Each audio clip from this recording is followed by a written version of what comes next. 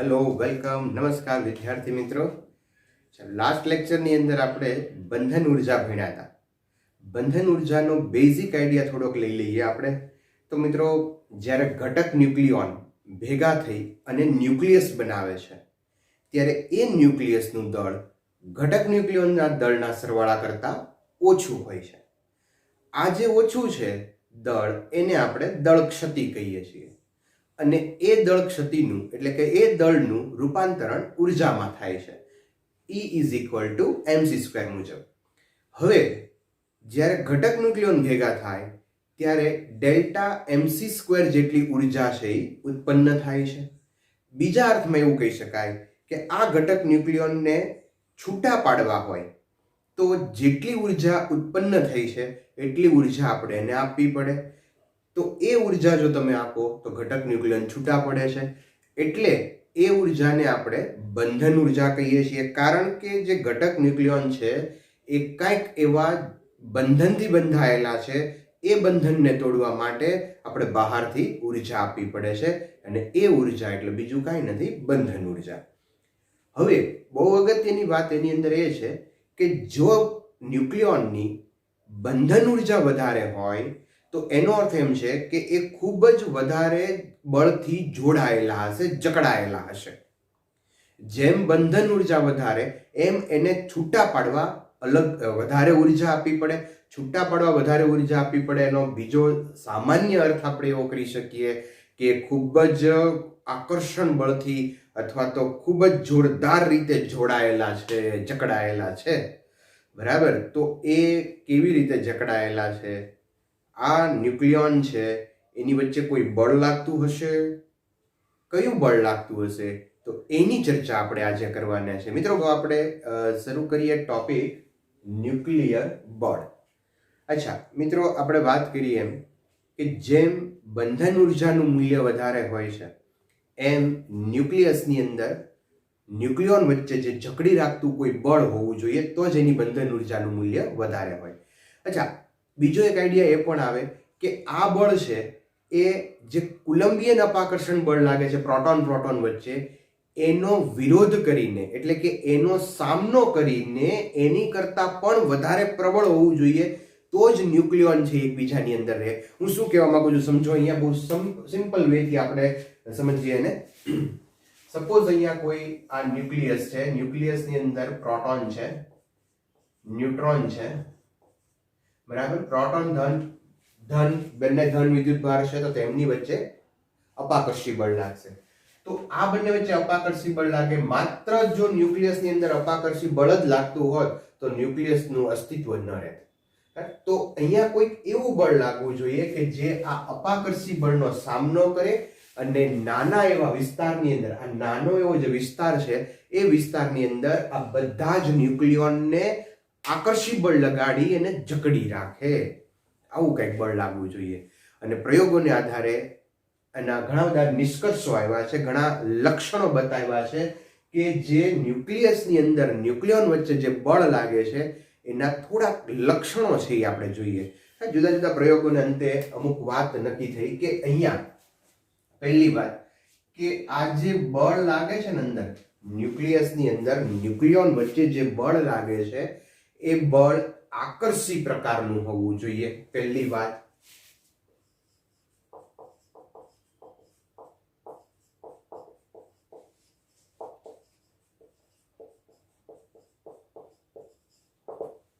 બરાબર છે, એ બળ કેવું છે? આકર્ષી પ્રકારનું બળ છે, કુલંબ બળની સામે લાગે છે, કુલંબ બળ કરતા તો ઘણું બધું વધારે છે।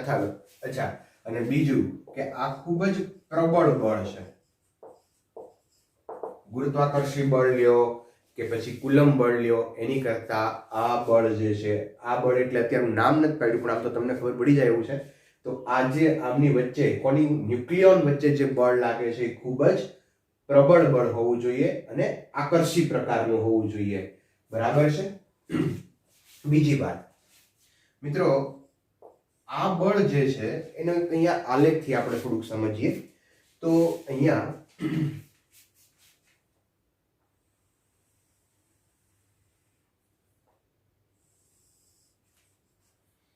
અંતર અને સ્થિતિ ઉર્જા. તો એનો કંઈક આલેખ છે એ આવો મળે છે. અહીંયા આ પોઈન્ટ પાસે સ્થિતિ ઉર્જા 0 છે, આ પોઈન્ટ પાસે સ્થિતિ ઉર્જા છે એ મિનિમમ છે, બરાબર છે.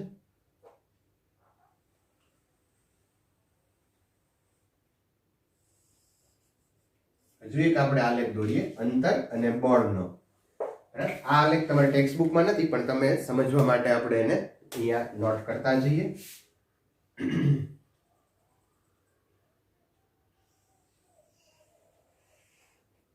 તો આ રીતનો કંઈક આલેખ મળે છે. અચ્છા, 11th ની અંદર 11મા ધોરણમાં આપણે આવું એક સૂત્ર ભણી ગયા છીએ, F = -du/dx. સ્થિતિ ઉર્જાનું અંતરની સાપેક્ષ જો વિકલન કરો તો એ તમને બળ આપે છે.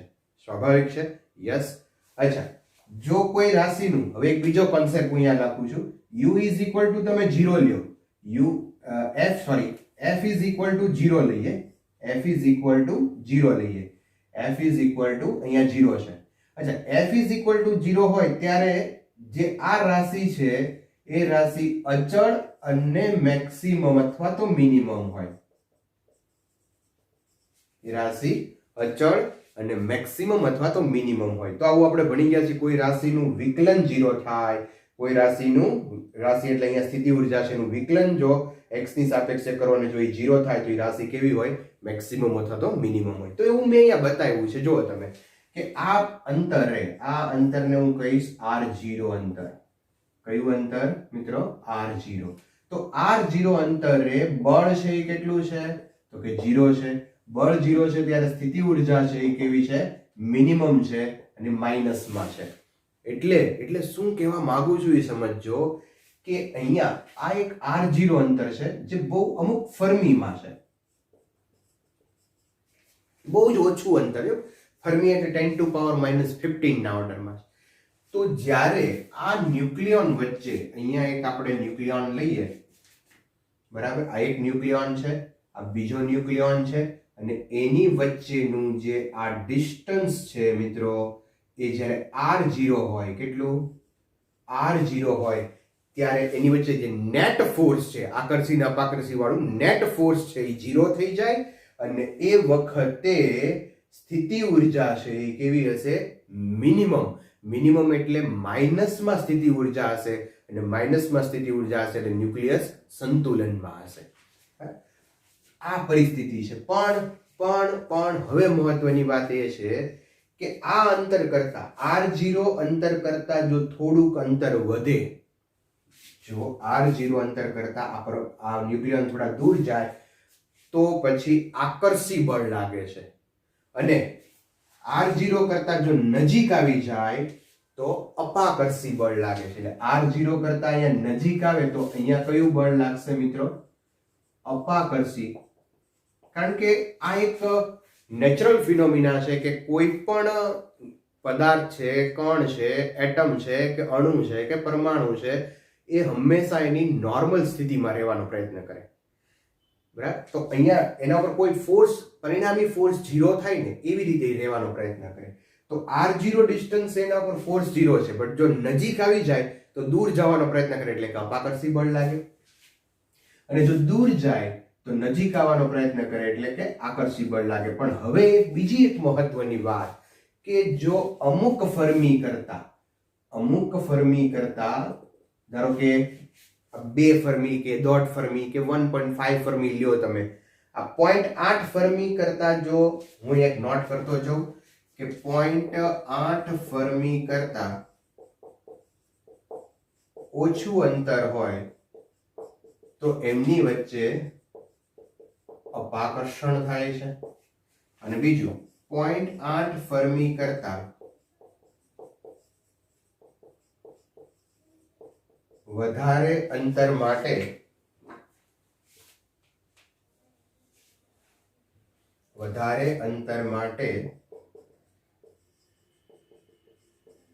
આકર્ષણ થાય છે. પણ આ 0.8 ફર્મી કરતા એટલે કેટલું? 1 ફર્મી. 0.8 થી 1 ફર્મી સુધી તે. અચ્છા, 1.5 ફર્મી સુધી જાઓ તો આ બળ ઘટીને તરત 0 થઈ જાય છે. એટલે કે ખૂબ મોટા અંતર માટે આ બળ લાગતું નથી. સમજો છો ને તમે? જો અહીંયા એક થોડી સિચ્યુએશન સમજીએ. ધારો કે આ 0.8 ફર્મી છે, બરાબર. 0.8 ફર્મી કરતા ઓછું અંતર હોય તો શું થશે? અપાકર્ષણ થશે. 0.8 ફર્મી થી વધારે છે, ધારો કે આ 0.9 ફર્મી છે, તો એમની વચ્ચે શું થશે? આકર્ષણ થશે. પણ જો આ રીતે હોય કે ધારો કે એમની વચ્ચે 1.5 ફર્મી છે, તો આના વચ્ચે કોઈ બળ નહીં લાગે, આકર્ષી નહીં લાગે, અપાકર્ષી નહીં લાગે. એટલે એના ઉપરથી બે વાત મારે તમને કરવી છે, અને એ વાત એ છે કે આ ન્યુક્લિયર બળ છે ને એ સંતૃપ્તતાનો ગુણધર્મ ધરાવે છે. નજીક હોય તો બળ લગાડવાનું, આગળ જાય ભલે જાય, જવા દેવાના, તો બળ લગાડવાનું નહીં. એટલે પહેલી વાત કે આ સંતૃપ્તતાનો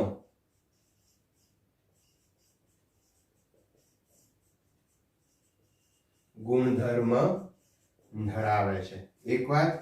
અચ્છા, બીજું કે આ લઘુ અંતરીય બળ છે, નજીકના ન્યુક્લિયોન વચ્ચે જ લાગે છે, દૂર જાય તો લાગતું નથી. તો બીજી એક વાત અહીંયા કે લઘુ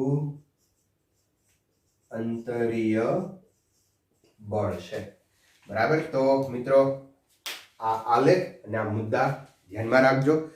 ત્રીજો મુદ્દો ન્યુક્લિયર બળની અંદર, ત્રીજો મુદ્દો અહીંયા હું નોટ કરું કે આ જે બળ છે ને, આ બળ એટલે હવે નામ આપું છું ન્યુક્લિયર બળ અથવા તો સ્ટ્રોંગ ફોર્સ. જે ન્યુક્લિયર બળ અથવા તો સ્ટ્રોંગ ફોર્સ છે એ પ્રોટોન વચ્ચે લાગે છે. કોની વચ્ચે? પ્રોટોન વચ્ચે લાગે છે. પ્રોટોન ન્યુટ્રોન વચ્ચે લાગે છે. ન્યુટ્રોન વચ્ચે લાગે છે.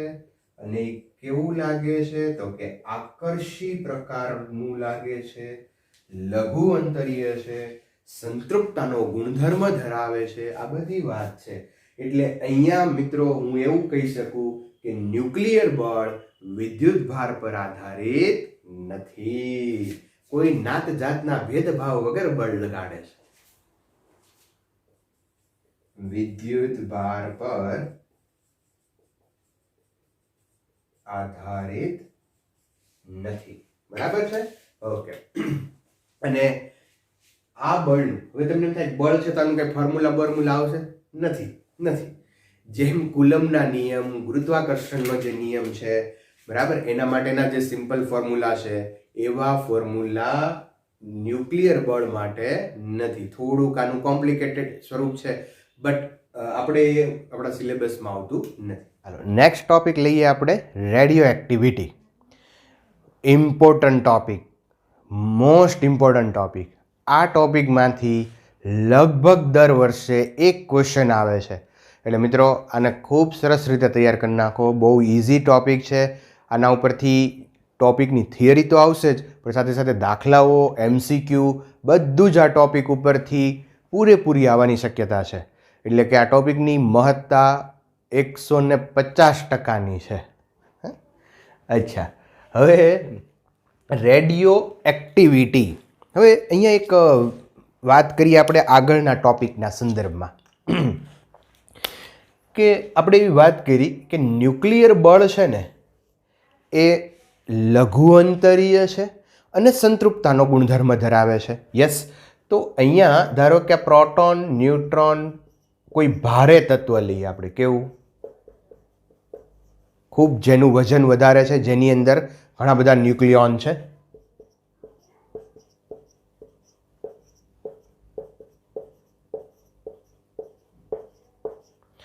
બરાબર. હવે અહીંયા શું થાય, જો ભારે તત્વ હોય ને, હવે હું દાખલા તરીકે એક પ્રોટોન અહીંયા વિચારું, તો આ પ્રોટોન છે એ એના નજીકના જે ન્યુક્લિયોન છે એની હારે કયું આકર્ષી બળ લગાડે? હા, લગાડે. પણ આ પ્રોટોન છે એ પ્રોટોન આની સાથે આકર્ષી બળ લગાડશે નહીં. અચ્છા, હા, પણ આની સાથે અપાકર્ષી બળ લગાડશે, કારણ કે અપાકર્ષી બળ છે એ તો ગુરુ અંતરીય છે. તો પ્રોટોન વચ્ચે અપાકર્ષી બળ લાગશે, પણ આકર્ષીય બળ લગાડશે નહીં. અચ્છા, આ પ્રોટોન અને પ્રોટોન વચ્ચે પાછું અપાકર્ષી બળ તો લાગે જ છે, સાથે આકર્ષી બળ પણ લાગે છે. સમજો હું શું કહેવા માગું છું. તો આ પ્રોટોન છે, ન્યુક્લિયસનો એક પ્રોટોન, એ આ પ્રોટોન સાથે બીજો એક અહીંયા હું પ્રોટોન લઉં તો એની સાથે કોઈ આકર્ષી બળ લગાડશે નહીં, પણ હા અપાકર્ષી બળ તો લગાડશે. તો જ્યારે આવા ઘણા બધા ભારે ન્યુક્લિયસ થાય ને ત્યારે આ જે પ્રોટોન છે ને એ પ્રોટોન જે ન્યુક્લિયસની અંદર જેટલા કાંઈ પ્રોટોન છે એ બધા પ્રોટોન સાથે આકર્ષી બળ લગાડતો નથી, પણ હા બધા સાથે અપાકર્ષી બળ લગાડે છે. અને અપાકર્ષી બળ લગાડે છે એટલે શું થાય તો કે હવે છૂટા પડવાનો વારો આવે. અત્યાર સુધી તો બધા ભેગા રહ્યા હતા, તો હલકું તત્વ આપણે ઘરમાં તે નહીં, ઘરની અંદર મેમ્બરો વધી જાય તો શું થાય, બીજું ઘર લઈએ આપણે, એમ અહીંયા મેમ્બર વધી ગયા છે તો એ વધારે ન્યુક્લિયોન ભેગા થઈ ગયા છે એટલે હવે એમાંથી ન્યુક્લિયોન છે એ બહાર આવે છે. આ કુદરતી પ્રક્રિયા છે. આકસ્મિક રીતે હેનરી બેક્વેરલે આ ઘટના ઓબ્ઝર્વ કરી, બરાબર, કે કોઈ ભારે તત્વો છે ને એની અંદર અદૃશ્ય રીતે વિકિરણનું ઉત્સર્જન થાય છે. બરાબર, કોને વાત શોધ કરી આની?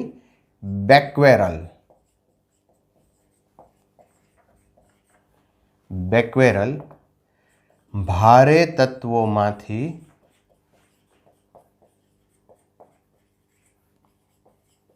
કુદરતી રીતે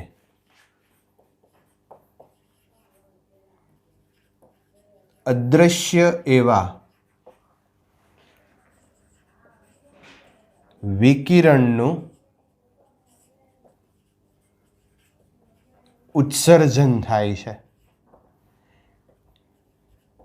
જેને શરૂઆતની અંદર બેક્વેરલ કિરણો કહેવાના, પણ પછી એને રેડિયો એક્ટિવ કિરણો કહેવાય છે. રેડિયો એક્ટિવ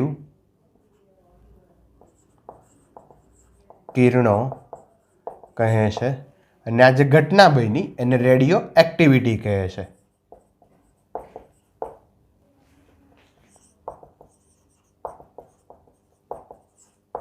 બરાબર છે. અચ્છા, આની અંદર એક બહુ મહત્વનું કામ મેડમ ક્યુરી, પિયર ક્યુરી વૈજ્ઞાનિકોએ પણ ખૂબ મહત્વનું કામ કરેલું છે, પણ એની ચર્ચા આપણે અત્યારે કરતા નથી. ઓકે, હવે આ જે કિરણો છે જે ન્યુક્લિયસમાંથી અથવા તો પરમાણુમાંથી બહાર આવે છે, ક્યાંથી આવે છે આપણને ખબર નથી, પણ જે તત્વોમાંથી બહાર આવે છે એ કિરણોની અંદર મુખ્યત્વે તમે જુઓ તો આલ્ફા કણ, બીટા કણ અને ગામા વિકિરણ અથવા ફોટોન. આલ્ફા, બીટા અને ગામા વિકિરણો છે એમાંથી ઉત્સર્જિત થાય છે તત્વોમાંથી. હવે એક બહુ મહત્વની વાત હું કરું કે આ જે વિકિરણ જે ઉત્સર્જન થાય છે ને એ ઉત્સર્જનનો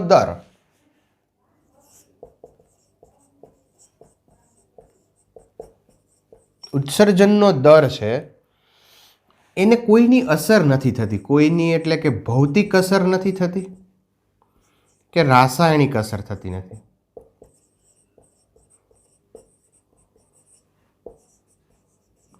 એટલે હું શું કહેવા માગું છું કે ધારો કે અહીંયા કોઈ તત્વ છે, એ તત્વમાંથી આ આલ્ફા, બીટા અને ગામા વિકિરણો છે ઉત્સર્જન થયા. હવે જો તમે આનું તાપમાન વધારો,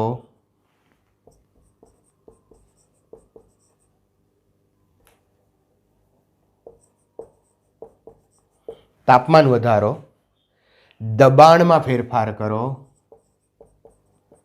વિદ્યુત કે કોઈ ચુંબકીય આવું કોઈ ક્ષેત્ર લગાડો અથવા તાપમાન આપો, દબાણમાં ફેરફાર કરો, તો પણ આમાંથી જે વિકિરણ ઉત્સર્જન થાય છે એ વિકિરણના ઉત્સર્જનમાં દરમાં કોઈ ફેરફાર થતો નથી. રાસાયણિક અસર, કોઈ આની સાથે દ્રવ્ય ભેગું કરો તો પણ વિકિરણના ઉત્સર્જનમાં કોઈ ફેર પડતો નથી. એટલે એને કોઈ રાસાયણિક કે ભૌતિક અસર જ નથી થતી. અચ્છા, રાસાયણિક ને ભૌતિક અસર ન થાય તો આપણે એવું વિચારી શકીએ કે આ જે કિરણો છે ને એ ન્યુક્લિયસમાંથી આવતા હોવા જોઈએ, કારણ કે ન્યુક્લિયસ છે ને એને આની અસર ન થાય.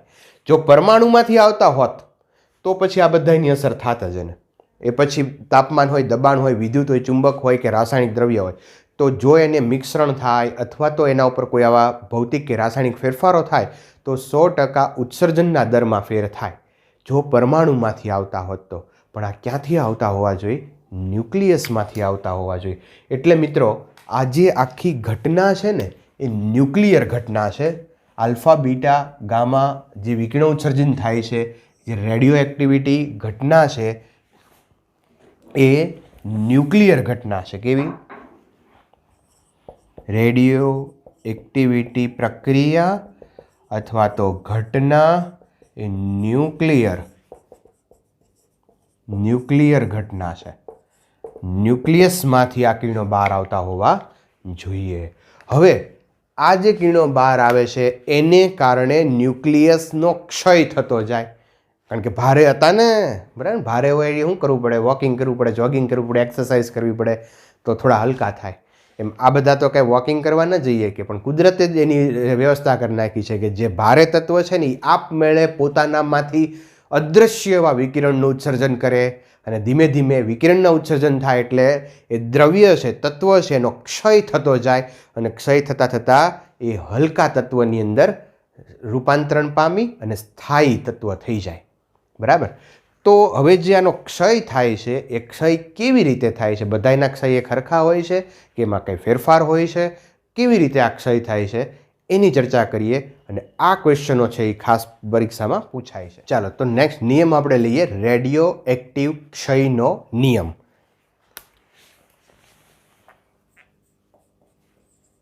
રેડિયો એક્ટિવ ક્ષયનો નિયમ. મિત્રો આને ખાસ તૈયાર કરજો, 5 સ્ટાર ક્વેશ્ચન છે. બરાબર? અચ્છા, અહીંયા આ શરૂ કરીએ પહેલાં બે શબ્દો સમજી લેજો કે ધારો કે આ કોઈ એક ન્યુક્લિયસ છે. એ ન્યુક્લિયસની અંદર આપણને ખ્યાલ છે જે પ્રોટોન અને ન્યુટ્રોન છે એને આપણે ન્યુક્લિયોન કહીશું. અચ્છા, આ ન્યુક્લિયોન જે અંદર છે એને કહેવાય છે અવિભંજિત.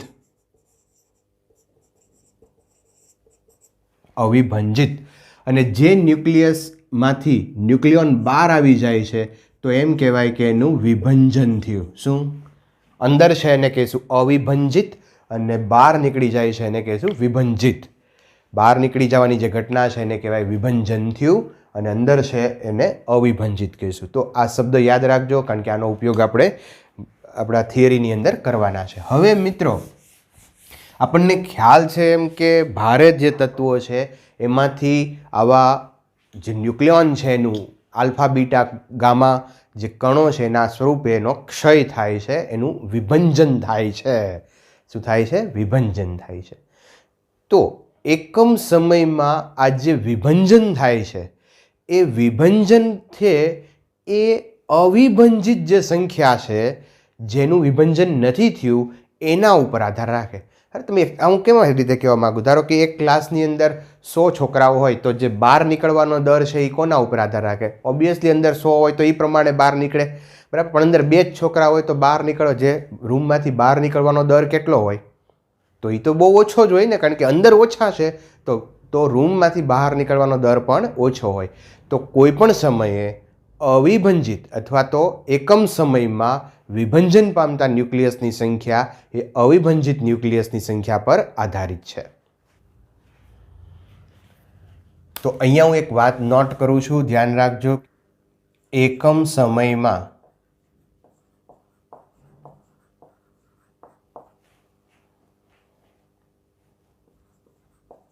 ક્ષય પામતા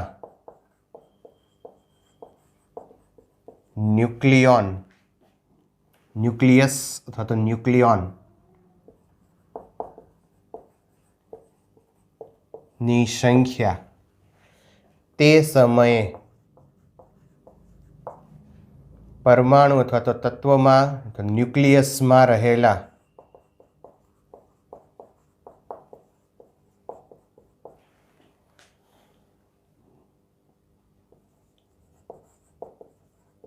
ન્યુક્લિયોનની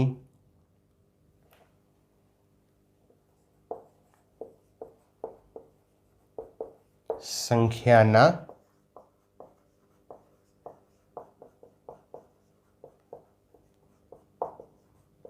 સમપ્રમાણમાં હોય છે.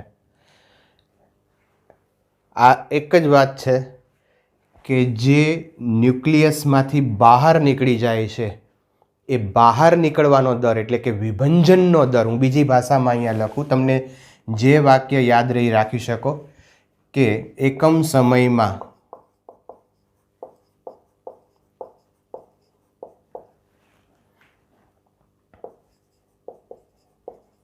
વિભંજન પામતા ન્યુક્લિયોન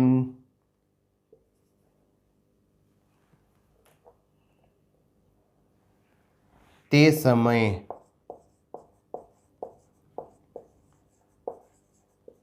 અવિભંજિત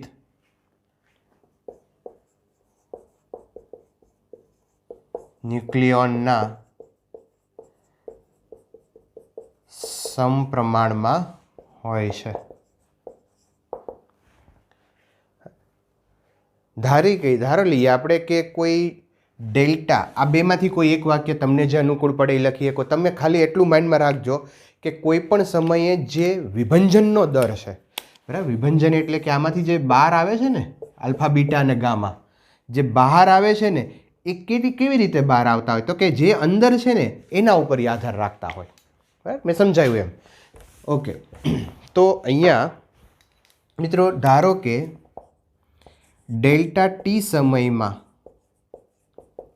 ડેલ્ટા એન ન્યુક્લિયસનું વિભંજન થાય તો delta N by delta T, જેને આપણે કહીશું વિભંજનનો દર, આને શું કહીશું? વિભંજનનો દર અથવા તો ક્ષય દર, પ્રપોઝનલ ટુ એ સમયે, આ ટી સમયે જે ન્યુક્લિયોન અંદર જે અવિભંજિત ન્યુક્લિયોનની સંખ્યા છે એના સમપ્રમાણમાં હોય છે.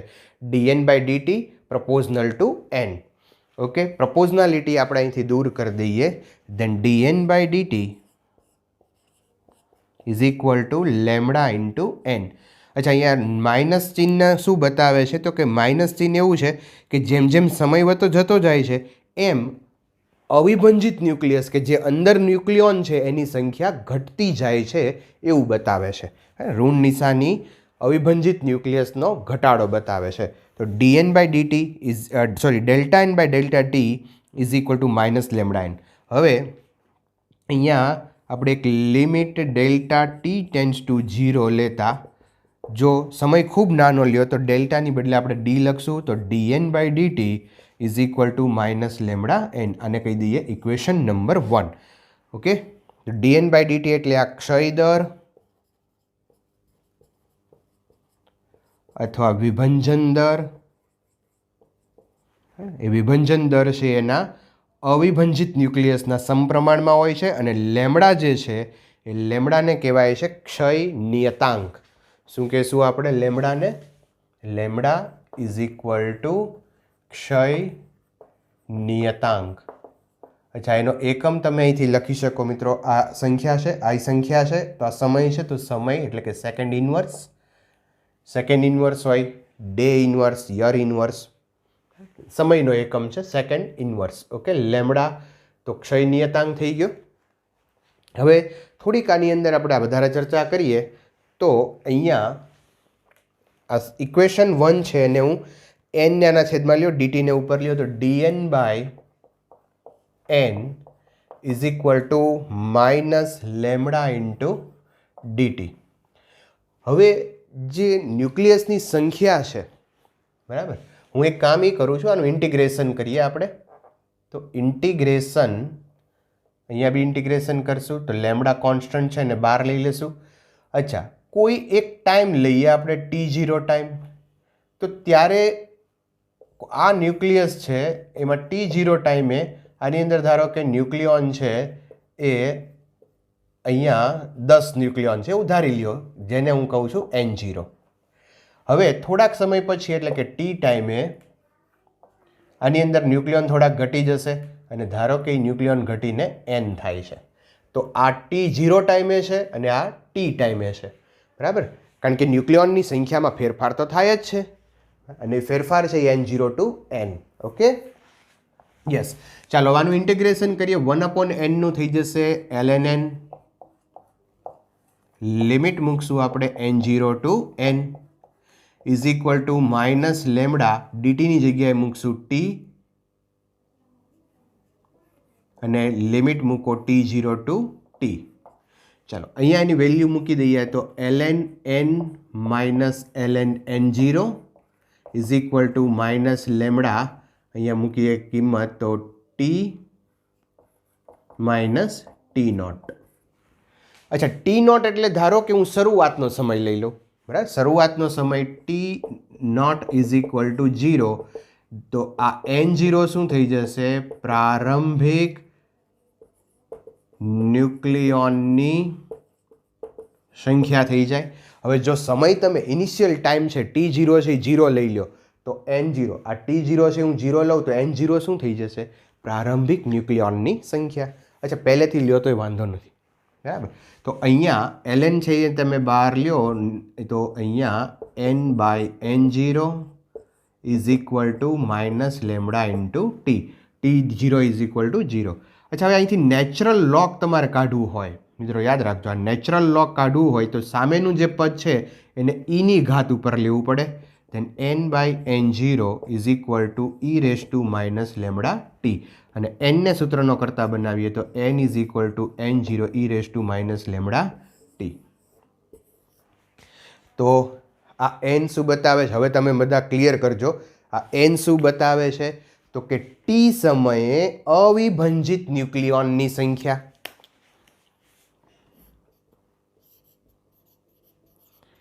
ટી સમયે અવિભંજિત ન્યુક્લિયોનની સંખ્યા.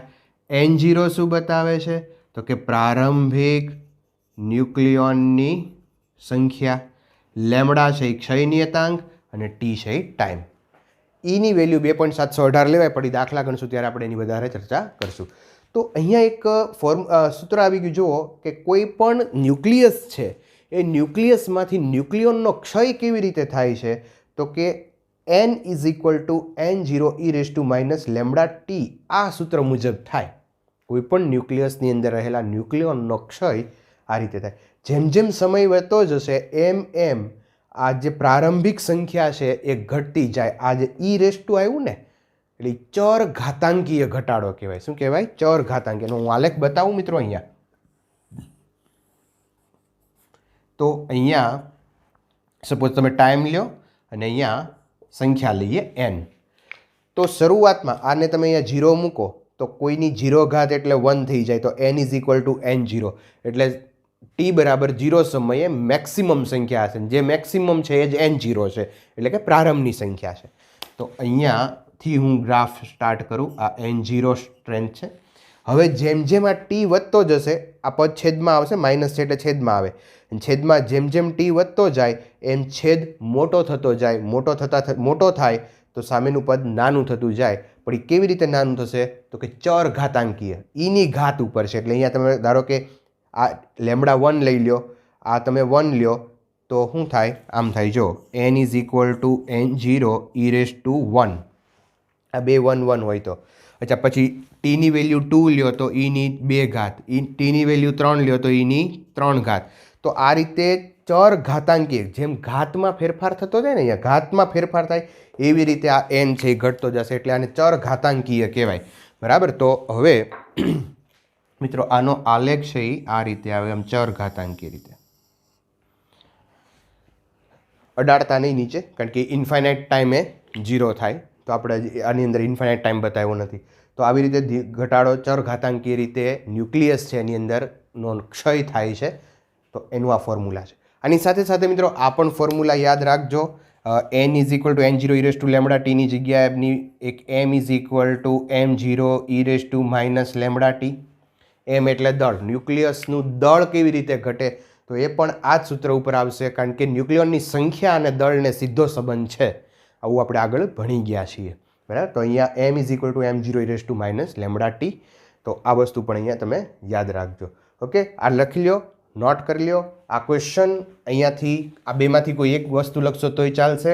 આટલી વસ્તુનો એક ક્વેશ્ચન પરીક્ષામાં પૂછાય છે, ઘણીવાર પૂછાઈ પણ ગયો છે. આનાથી થોડીક આગળ ચર્ચા કરીએ આપણે. અહીંયા થોડાક આગળ જઈએ મિત્રો. આ જે છે n=n0e λt એ રેડિયો એક્ટિવ ક્ષયનો નિયમ છે. n જે છે, હવે સમજો, બહુ મજાનું અહીંયા એક વસ્તુ એ થાય છે કે આ n છે એ અવિભંજિત ન્યુક્લિયસની સંખ્યા છે, બરાબર છે. n0 છે એ પ્રારંભમાં અવિભંજિત ન્યુક્લિયસની સંખ્યા છે, e⁻λt, લેમ્બડા ક્ષય નિયતાંકને t સમય છે. હવે પ્રોબ્લેમ શું થાય અહીંયા કે અંદર જે છે ન્યુક્લિયસ એની સંખ્યા માપવી અથવા ગણવી એ થોડું પ્રેક્ટિકલી બહુ પોસિબલ નથી, અથવા તો એમ કહી શકાય કે થોડુંક મુશ્કેલીવાળું છે. પણ એની બદલે આગળ એક રૂમ બંધ કરી દો અને રૂમ બંધ કરીને પછી અંદર કેટલા છે એ તમે કેવું અઘરું છે, પણ જે રૂમને તમે ખોલો અને જે બહાર નીકળતા જાય એટલે કે જે વિભંજન પામે છે એ વિભંજનનો જો દર જો તમે જાણી લ્યો તો એ વધારે પ્રેક્ટિકલ રાશિ બની જાય. એનાથી તમે બધી વસ્તુ મેળવી શકો. અંદર કેટલા છે, બહાર કેટલા ગયા, કેટલા સમયમાં કેટલા નીકળે છે, કેટલા અંદર રહે છે, એ બધી વસ્તુ જાણી શકાય. હું કહેવા શું માગું સમજો. અંદર છે એ ગણવા પ્રેક્ટિકલી વધારે અઘરા છે, પણ જે બહાર નીકળવાનો જે દર છે એ વધારે સુટેબલ રીતે આપણે માપી શકીએ, બરાબર છે. તો અહીંયા એ જ વાત આપણે કરવી છે. જુઓ, નમૂનાનો કુલ ક્ષય દર, નમૂના આખો જે નમૂનો છે એનો કુલ ક્ષય દર, જેને આપણે R વડે બતાવશું. શેના વડે? R વડે. એટલે એકમ સમયમાં વિભંજન પામતા ન્યુક્લિયસની સંખ્યા છે. એકમ સમયમાં વિભંજન પામતા ન્યુક્લિયસની સંખ્યા છે. ધારો કે dt સમયમાં Δn અથવા તો dn, આપણે dn જ લઈ લઈએ. dn વિભંજન પામે તો R -dn/dt. અચ્છા, વિભંજનનો દર થઈ ગયો. આ શું થઈ ગયો? વિભંજનનો દર, જેને આપણે R અને એક્ટિવિટી પણ કહેવાય છે. શું કહેવાય છે? એક્ટિવિટી.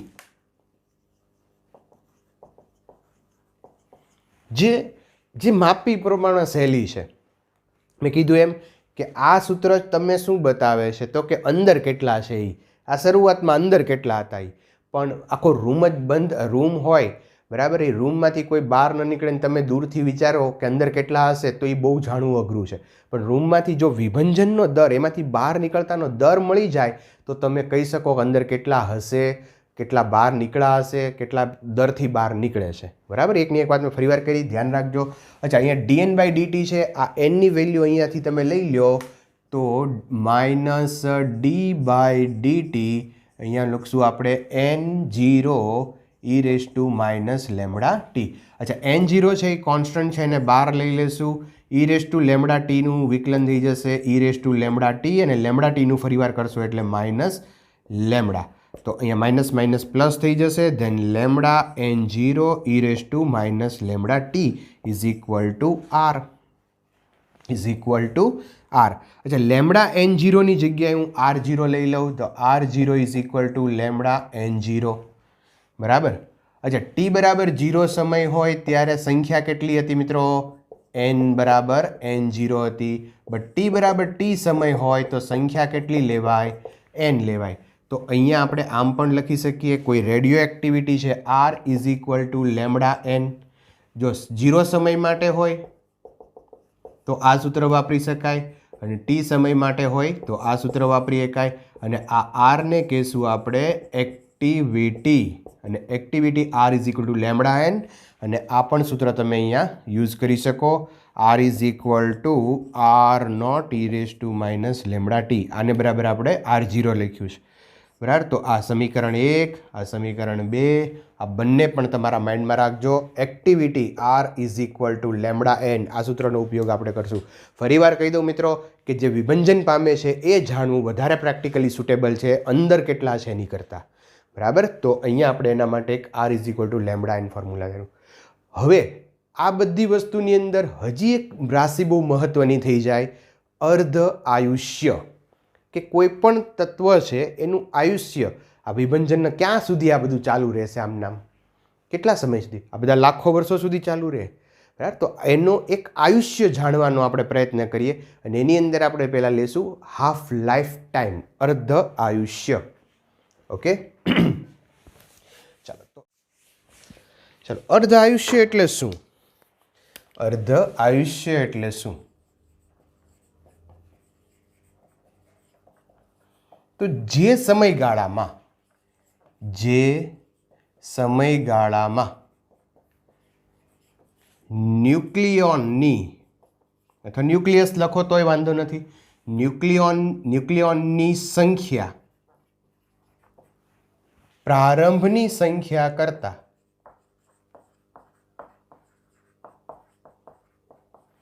અડધી થઈ જાય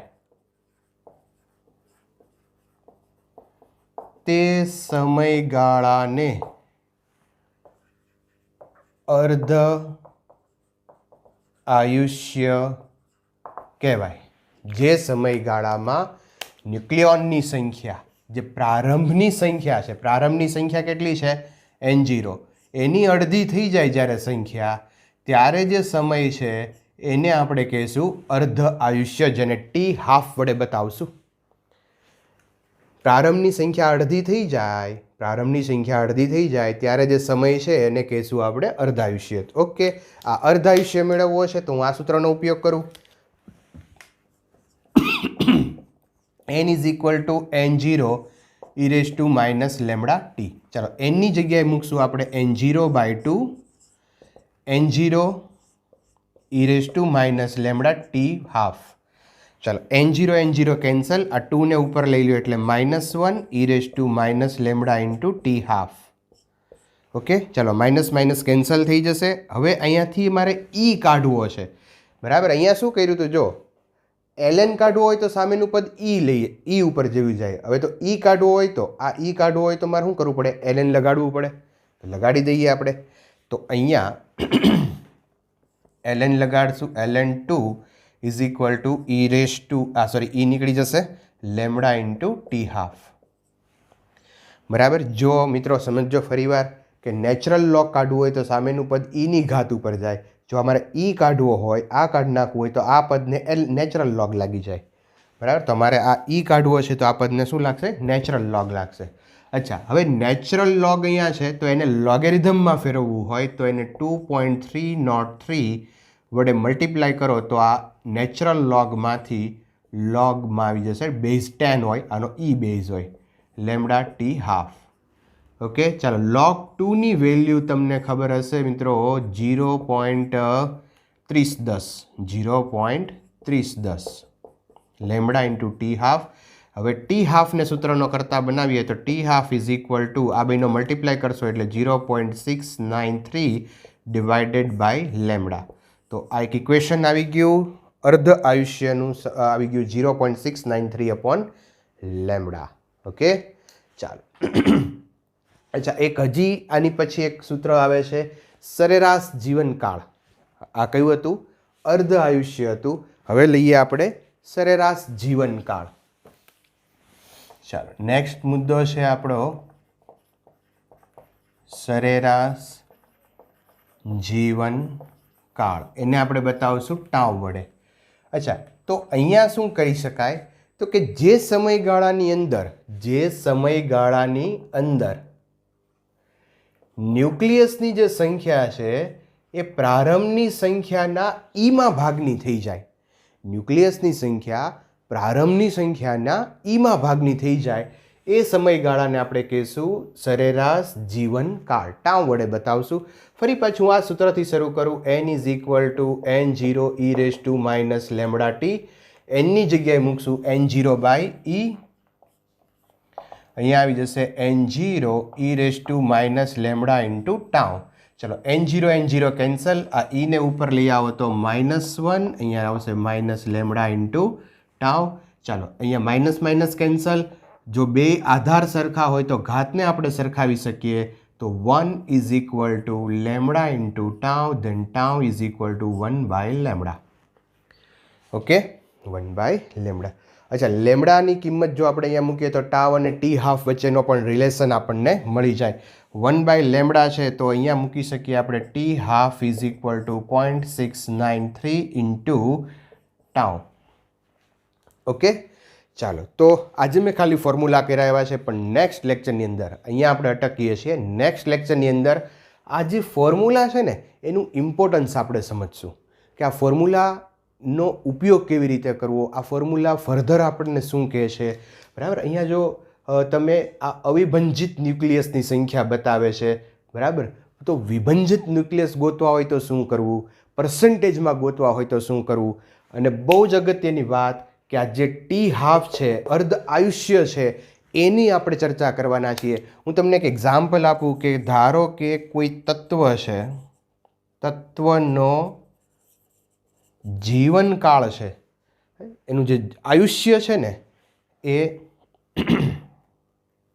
અચ્છા સોરી, જીવનકાળ નહીં પણ અર્ધ આયુષ્ય છે. તત્વનો અર્ધ આયુષ્ય છે ને એ 10 વર્ષ છે. અર્ધ આયુષ્ય કેટલો છે? 10 વર્ષ છે. તો એ તત્વ કેટલા વર્ષ જીવશે, એ તત્વ કેટલા વર્ષ રહેશે, એ તત્વનું અસ્તિત્વ કેટલા વર્ષ હશે?